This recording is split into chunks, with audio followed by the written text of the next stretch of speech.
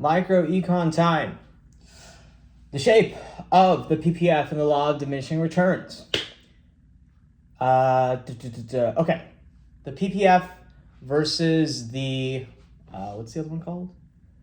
A budget constraint graph. The PPF is a curved graph, whereas the budget constraint one is a flat slope. They look pretty similar, and they kind of, they don't talk about the same things, otherwise they'd be the same graph. But the, finding the possibilities under the area of the curve is the same. So let's find out why the shape of the PPF and why the shape of the PPF exists in the way that it does, and what the law of diminishing returns is and how it relates to the shape of the PPF.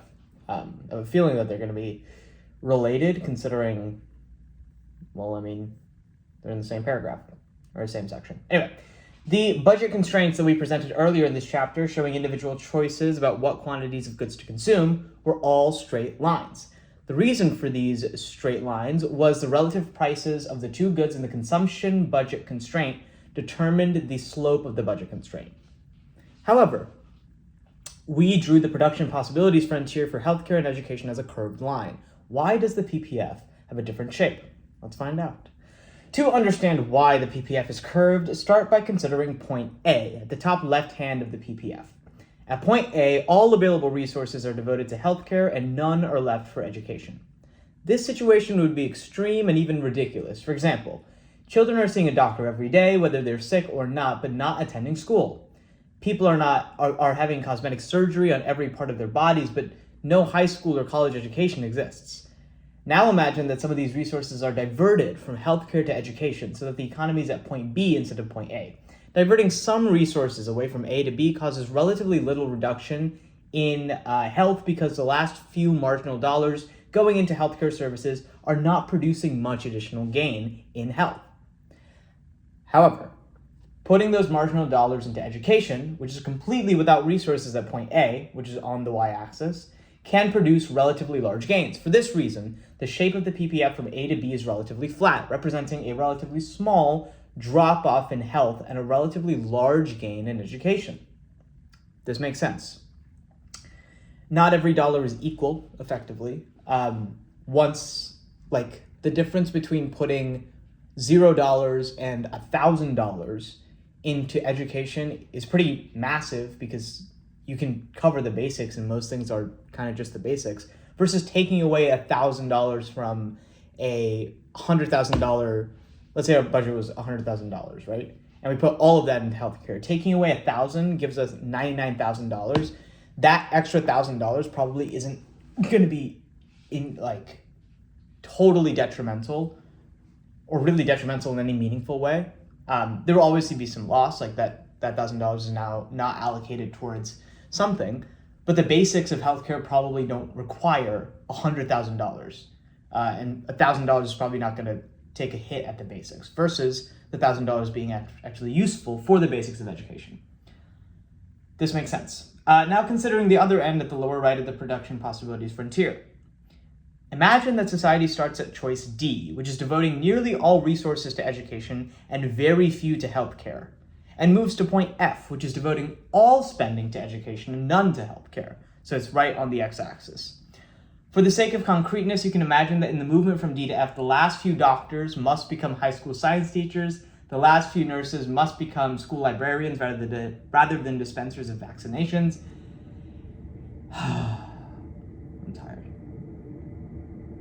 And the last few emergency rooms are turned into kindergartens. The gains to education from adding these last few resources to education are very small. However, the opportunity cost lost to health will be fairly large, and thus the slope of the PPF between D and F is steep, showing a large drop in health for only a small gain in education.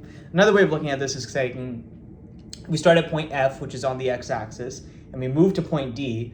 We are letting there be a few doctors, a few nurses, and a few emergency rooms. That is better than having no doctors, no nurses, and no emergency rooms at all. In fact, it's markedly better for that to be the case. The lesson is not that society is likely to make an extreme choice like devoting no resources to education at point A, or no resources to health at point F. Instead, the lesson is that the gains from committing additional marginal resources to education depend on how much is already being spent. If, on the one hand, very few resources are currently committed to education, then an increase in resources can bring relatively large gains. On the other hand, if a large number of resources are already committed to education, then committing additional resources will bring relatively smaller gains. This makes sense. If you already have a $99,000 going into education, an extra $1,000 is not going to make a difference. But if you have no money going into healthcare, then $1,000 is going to make a huge difference. The pattern is common enough that economists have given it a name, the law of diminishing returns, which holds that as additional increments of resources are added to a certain purpose, the marginal benefit from those additional increments will decline. The law of diminishing marginal utility that we introduced in the last section is a more specific case of the law of diminishing returns. Interesting. So I used the law of diminishing returns and the law of diminishing marginal utility interchangeably, but marginal utility is actually talking about a specific case within the law of diminishing returns, which is a more axiomatic part of economics, which now I know. When government spends a certain amount more on reducing crime, for example, the original gains in reducing crime could be relatively large. However, additional increases typically cause relatively smaller reductions in crime, and paying for enough police and security to reduce crime to nothing at all would be tremendously expensive.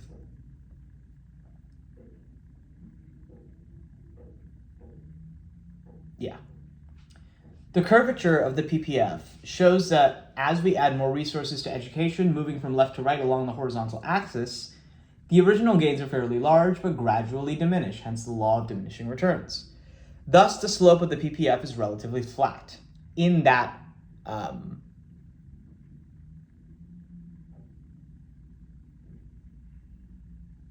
I see.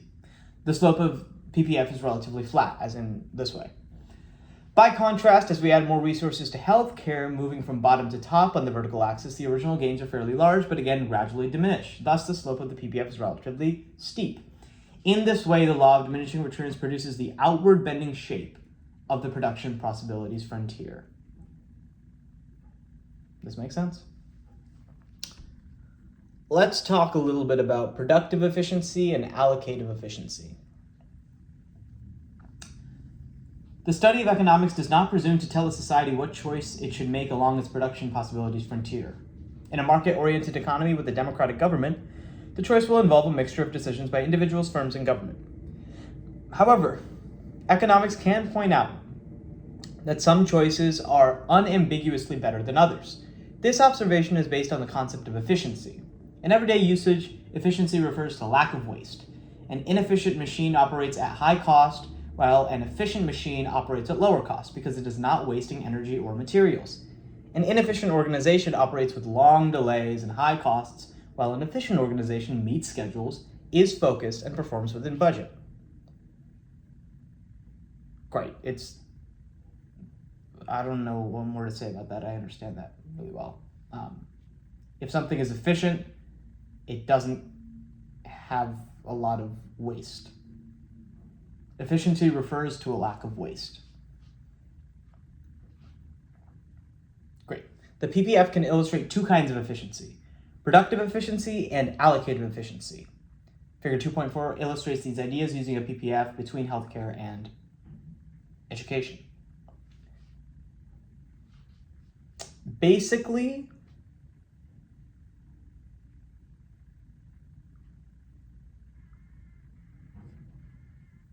let's see. Productive efficiency means that, given the available inputs and technology, it is impossible to produce more of one good without decreasing the quantity that is produced of another good. All choices on the PPF, including A, B, C, D, and F, display productive efficiency. Anything that's actually on the curve is productively efficient. As a firm moves from any of these choices to any other, either healthcare increases and education decreases or vice versa. However, any choice inside the PPF is productively inefficient and wasteful because it is possible to produce more of one good, the other good, or some combination of both goods. For example, point R, which is under the curve of the PPF, is productively inefficient because it is possible at choice C to have more of both goods. Education on the horizontal axis is higher at point C than point R, and healthcare on the vertical axis is also higher at point C than point R. We can show the particular mix of goods and services produced, that is, the specific combination of selected healthcare and education along the production possibilities frontier, as a ray from the origin to a specific point on the PPF.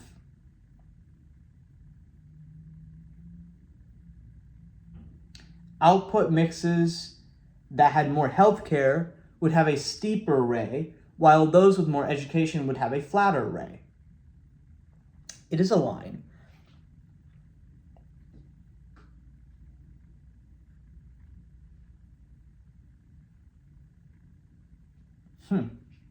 Interesting. I'm thinking about earlier classes that I've taken on economics, and I think I'm beginning to connect some more dots here, which is kind of fun. But let's move on. Allocative efficiency means that the particular combination of goods and services on the production possibility curve that a society produces represents the combination that society most desires. How to determine what a society desires can be a controversial question and is usually a discussion in political science, sociology, and philosophy classes, as well as in economics. At its most basic, allocative efficiency means producers supply the quantity of each product that consumers demand. Only one of the productively efficient choices will be the allocatively efficient choice for society as a whole. Okay, basically, productive efficiency is any point that's actually on the curve. Productive inefficiency is anything that's inside of the curve itself. Allocative efficiency talks more about what level of healthcare and education that does society want, and therefore where on the curve is most appropriate, based on what society wants, not just what's possible. Which makes sense. That's better, I think. I don't know.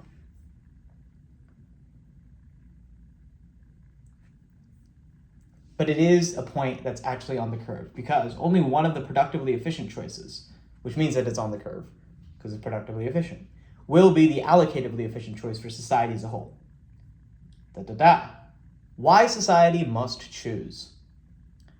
We learned that every society faces the problem of scarcity, where limited resources conflict with unlimited needs and wants. The production possibilities curve illustrates the choices involved in this dilemma. Every economy faces two situations in which it may be able to expand consumption of all goods. In the first case, a society may discover that it has been using its resources inefficiently, in which case, by improving efficiency in producing on the PPF, it can have more of all goods. Or at least more of some and less of none. In the second case, as resources grow over a period of years, the economy grows. As it does, the PPF for a society will tend to shift outward, and society will be able to afford more of all goods. Okay, this makes sense. The PPF is one way, let's say in 2010, and in 2020, because of resources growing, more people coming into, let's use the US for an example. More people coming into the US, more money coming into the US attaining more land, labor, resources, whatever. That actually moves the curve itself outward. So if 2010 is over here, 2020 is actually over here. So all the points that were on the curve in 2010 are now productively inefficient because now we have more resources. So it would actually be better to shuttle more of those resources up closer to where, well, not just closer to where, but actually on the curve itself. However, improvements in productive efficiency take time to discover and implement, and economic growth happens only gradually. Thus, a society must choose between trade-offs in the present. For government, this process often involves trying to identify where additional spending can do the most good, and where reductions in spending would do the least harm. At the individual and firm level, the market economy coordinates a process by which firms seek to produce goods and services in the quantity, quality, and price that people want. However, for both the government and the market economy in the short term, increases in production of one good typically mean offsetting decreases somewhere else in the economy. Make sense?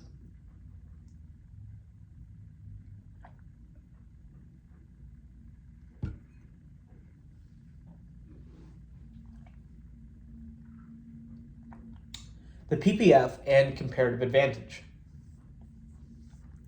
While every society must choose how much of each good or service it should produce, it does not need to produce every single good it consumes.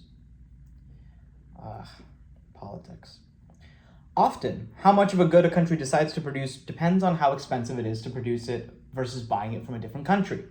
As we saw earlier, the curvature of a country's PPF gives us information about the trade-off between devoting resources to producing one good versus another.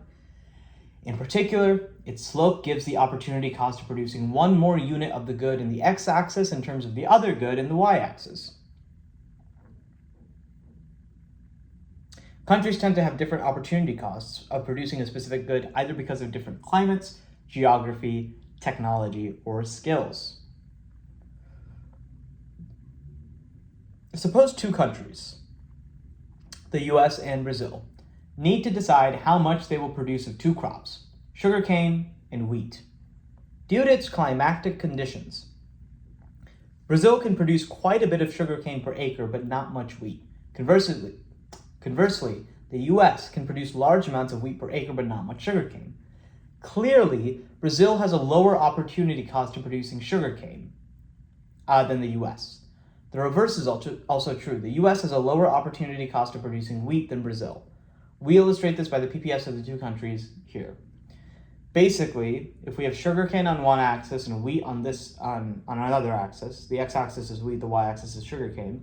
For Brazil, if they were to dedicate all of their resources to producing wheat, let's say that number is like 50, versus all of their resources to producing sugarcane, then that number is 100. So on the y-axis, which is sugarcane, Brazil is at point 100, because if it dedicates all of its resources, it can produce 100 sugar canes, right? Versus it can only produce 50 wheats, allocating all of its resources. It means that the production possibilities curve isn't perfectly like this. It's actually sloped down. It shoots down faster. The slope is steeper. And the opposite is true for the US. So we have wheat on this axis, sugarcane on this axis. If the US allocates all of its resources to producing wheat, it can produce, on the x-axis, 100 pieces of wheat. And it can only produce 50 pieces of sugarcane. So the actual curve of the PPF is shallower or flatter. When a country can produce a good at a lower opportunity cost than another country, we say that this country has a comparative advantage in that good. Comparative advantage is not the same as absolute advantage, which is when a country can produce more of a good. Comparative advantage is not the same as absolute advantage. Little typo. In our example, Brazil has an absolute advantage in sugarcane and the US has an absolute advantage in wheat. One can easily see this with a simple observation of the extreme production points in the PPFs of the two countries. If Brazil devoted all of its resources to producing wheat, it would be producing at point A. If, however, it had devoted all of its resources to producing sugarcane instead, it would be producing a much larger amount than the US at point B. The slope of the PPF gives the opportunity cost of producing an additional unit of wheat. While the slope is not constant through the PPFs, it is quite apparent that the PPF in Brazil is much steeper than in the US, and therefore, the opportunity cost of wheat is generally higher in Brazil. In the chapter on international trade, you will learn the country's differences in comparative advantage, determine which goods they will choose to produce and trade. When countries engage in trade, they specialize in the production of the goods in which they have comparative advantage, and trade part of that production for goods in which they do not have comparative advantage. With trade, manufacturers produce goods where the opportunity cost is lowest, so total production increases, benefiting both trading parties. Well, you can see what happens when people get mad about that, I guess. Awesome. That is everything about the PPF, comparative advantage, the shape of the PPF, the law of diminishing returns. That's it. Let's follow it.